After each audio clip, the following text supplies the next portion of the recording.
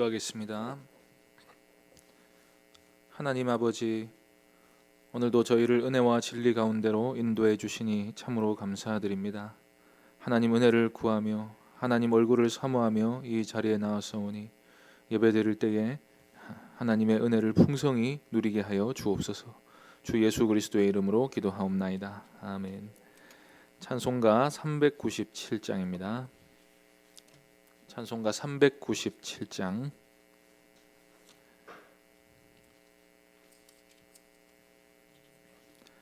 397장 함께 찬송하겠습니다. 주 사랑 안에 살면 두려움 없으며 그 사랑 변함없어 늘 마음 편하다. 저 폭풍 몰아쳐서 내 마음 떨려도 주 나의 곁에 계셔 겁낼 것 없어라. 주 나의 목자시니 부족함 없으며 주 인도하는 대로 늘 따라가리라. 그 지혜 나를 깨쳐 내 앞길 밝히니 나 주의 길을 따라 주 함께 살리라. 저 넓고 푸른 들판 내 앞에 열리고 그 검은 구름 거쳐 새 하늘 보인다. 끝없는 나의 소망 저 환한 생명길 참 보배 되신 주님 늘 함께 하소서. 아멘. 하나님 말씀은 미가서 6장 9절부터 16절까지 말씀입니다. 구약성경 1296쪽입니다. 미가서 6장 9절부터 16절까지입니다. 미가 6장 9절부터 16절까지 찾으셨으면 한 절씩 교독하겠습니다. 여호와께서 성읍을 향하여 외쳐 부르시나니 지혜는 주의 이름을 경외함이니라. 너희는 매가 예비되었나니 그것을 정하신 이가 누구인지 들을지니라.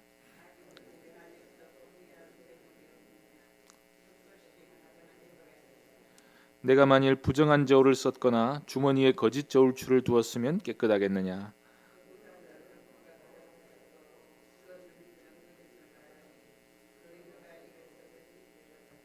그러므로 나도 너를 쳐서 병들게 하였으며 내 죄로 말미암아 너를 황폐하게 하였나니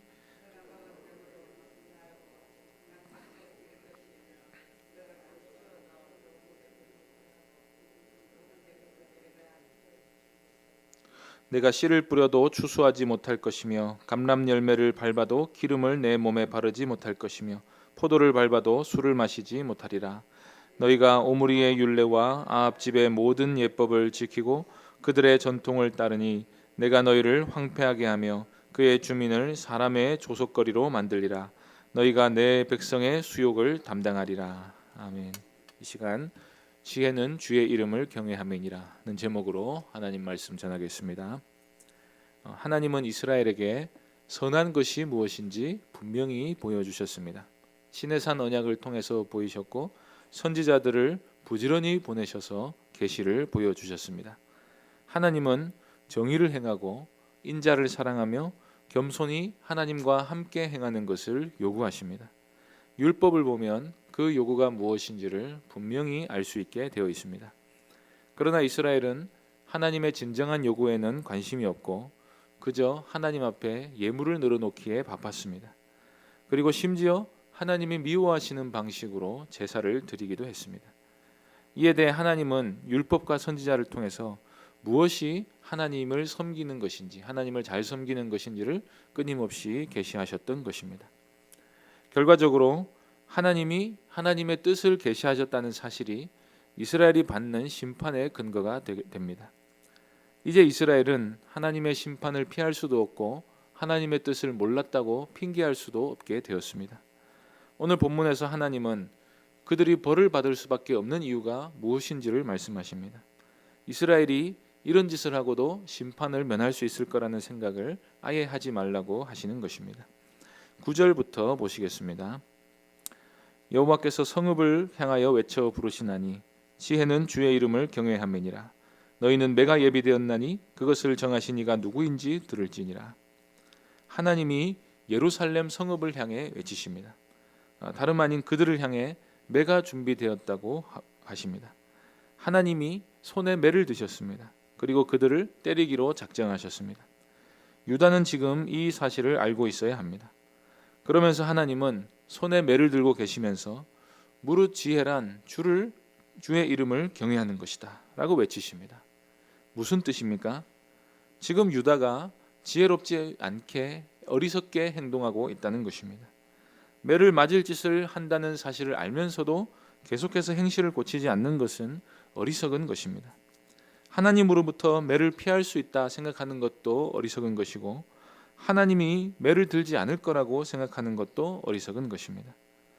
그러므로 사람이 지혜가 있다면 하나님을 경외해야 하는 것인데 너희는 매를 맞을 짓을 골라가면서 하니 지혜가 없다는 말인 것입니다.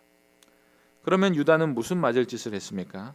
10절 11절 보시겠습니다. 악인의 집에 아직도 불의한 재물이 있느냐? 축소시킨 가증한 에바가 있느냐? 내가 만일 부정한 저울을 썼거나 주머니에 거짓 저울추를 두었으면 깨끗하겠느냐? 악인의 집에 불의한 재물이 있습니다. 하나님은 예루살렘 성읍을 보고 지금 악인의 집이라고 말씀하십니다. 그 안에 불의한 재물로 가득 차 있습니다. 이 불의한 재물은 거짓과 속임수로 쌓은 재물입니다. 에바를 축소시킵니다. 에바는 부피 단위를 말합니다. 약 22리터 정도 됩니다. 그런데 20리터짜리 에바를 만들어 놓고 22리터라고 속여 팝니다. 속임수로 항상 2리터의 차익을 얻습니다. 그리고 부정한 저울을 씁니다. 주머니에 거짓 저울추가 있습니다.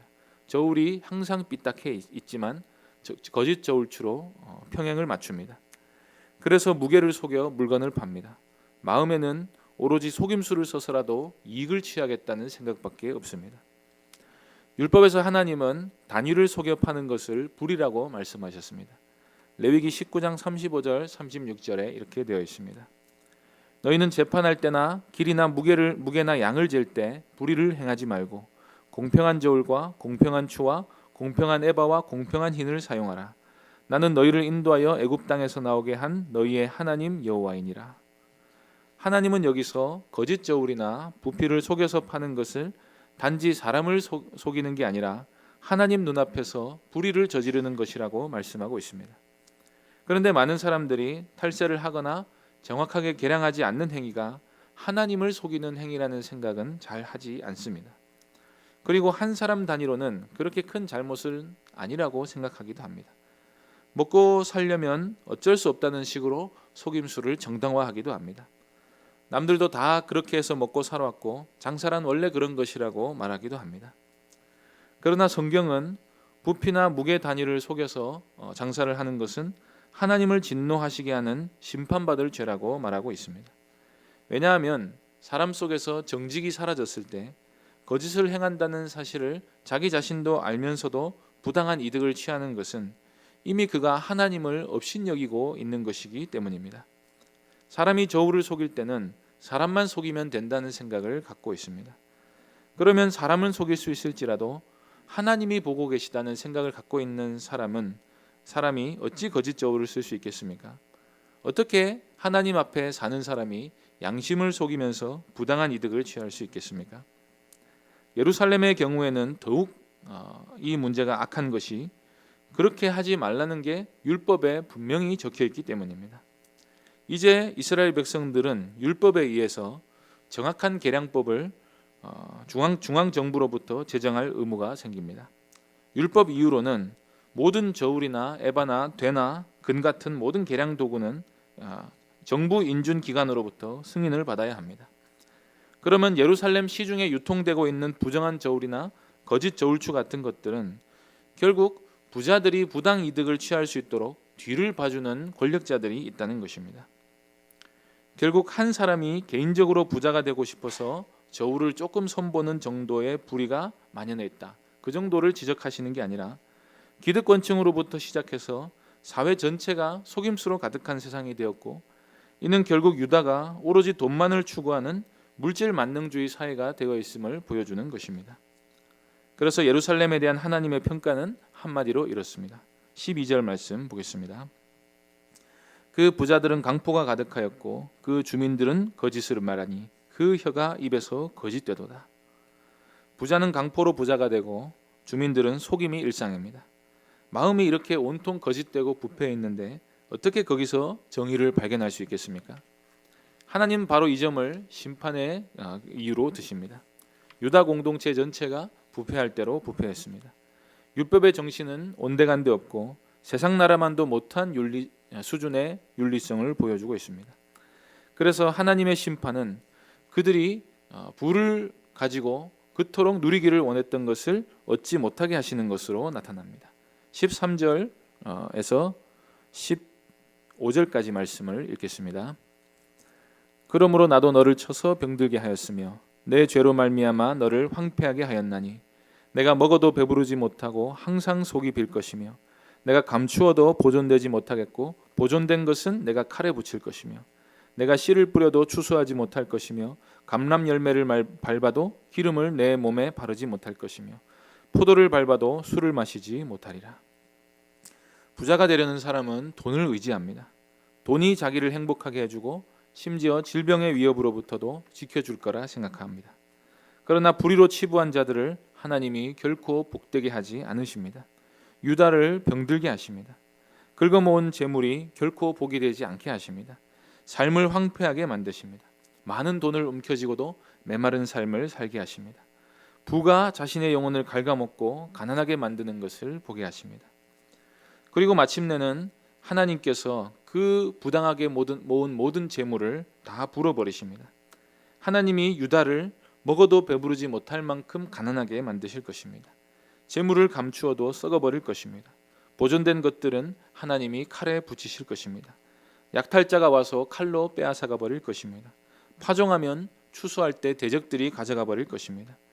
결국 그렇게 좋아하는 감람류를 몸에 바르지도 못하고 포도주도 마시지 못하게 될 것입니다. 이렇게 하시는 게 하나님의 심판입니다. 부당하게 모은, 거짓으로 모은 모든 재물들을 누리게 하지 못하시는 게 바로 하나님의 공의로운 심판인 것입니다. 유다가 이렇게 비참하게 되는 이유는 그들이 진리를 따르지 않고 세상을 따랐기 때문입니다. 16절 보시겠습니다. 너희가 오므리의 율례와 아합집의 모든 예법을 지키고 그들의 전통을 따르니 내가 너희를 황폐하게 하며 그의 주민을 사람의 조속거리로 만들리라. 너희가 내 백성의 수욕을 담당하리라. 부당하고 거짓된 저울로 재물을 모은 것을 두고 하나님은 그것을 다르게 말하면 아합의 집안을 본받은 것이라고 말씀합니다. 아합의 죄는 바알 숭배였습니다. 그런데 우상 숭배는 결국 물신 숭배로 귀결되게 됩니다. 우상 숭배자들의 공통점은 하나같이 돈과 쾌락을 추구하며 그 외에 정의나 진리나 윤리는 상대화시켜서 자기 이익을 위해 봉사하게 만든다는 것입니다. 그러므로 유다를 황폐하게 한 것은 결국 세속화입니다. 세속화는 심판받을 죄가 됩니다. 야고보는 세상과 벗된 것이 하나님과 원수되는 것이라고 말했습니다. 세상은 불의로 충만하면서도 사람 사는 세상은 원래 이렇다고 말합니다. 부당한 저울, 거짓된 추, 음란한 눈, 돈과 쾌락 추구, 자기만 위하는 삶, 성공에 목마른 삶 등을 그런 자기 영광만을 추구하는 죄악들을 죄로 규정하는 것이 그런 세상의 죄악을 죄로 규정하고 진리를 위해 핍박받는 삶이 바로 그리스도인의 삶인 것입니다. 신자 안에 이런 세속의 영광이 들어와 세상 즐거움을 위해 진리를 버리는 삶을 살면 그 사람은 결국 황폐하게 될 수밖에 없습니다. 그러니 의와 진리를 추구하며 하나님이 기뻐하시는 삶을 사는 게 우리 영육을 풍성하게 만드는 길인 줄로 믿으시기 바랍니다. 하나님께서는 정의를 행하며 인자를 사랑하는 사람의 영혼을 날마다 부요하게 하실 것입니다. 그 사실을 믿으며 오늘도 하나님과 함께 즐거이 동행하는 삶을 살아가시기를 바랍니다. 기도하겠습니다. 하나님 아버지, 우리에게 선한 길이 무엇인지 보여주시고 우리가 황폐하지 아니하고 주 안에서 부요한 삶을 살아갈 수 있는 비결이 무엇인지도 보여주신 줄로 믿습니다. 하나님의 말씀을 믿게 하여 주시고 하나님의 뜻을 따르게 하여 주시고 오늘도 하나님을 예배하기를 즐거이 하는 하나님의 백성들의 공동체가 되게 하여 주옵소서. 주 예수 그리스도의 이름으로 기도하옵나이다. 아멘.